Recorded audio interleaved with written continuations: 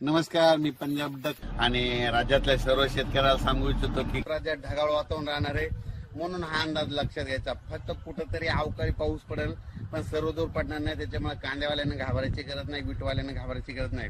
15 April पासून ते 24 April पर्यंत राज्यात उन्हाची तीव्रता वाढत जाणार आहे. 44-45 अंशापर्यंत अकोला, नागपूर कडला पारा जाणार आहे. मराठवाड्यात देखील बऱ्याच ठिकाणचा 42 पर्यंत जाणार आहे. म्हणून हा अंदाज लक्षात घ्यायचा. राज्यात सांगायचं झालं तर 18 तारखेपासून उन्हाची तीव्रता वाढत जाणार आहे, म्हणून हा अंदाज लक्षात घ्यायचा. ज्या वर्षी गावरान आंबा टिकला तुम्ही रस खाल्ला की समजायचं दुष्काळ पडणार. पण यावर्षी योगायोगाने त्या आंब्याला आंबीच नाही लागले, म्हणजे पाऊस जास्त होणार. असा 2025 ला पाऊस जास्त होणार, म्हणून हा अंदाज त्या आंब्याच्या झाडानं दिला.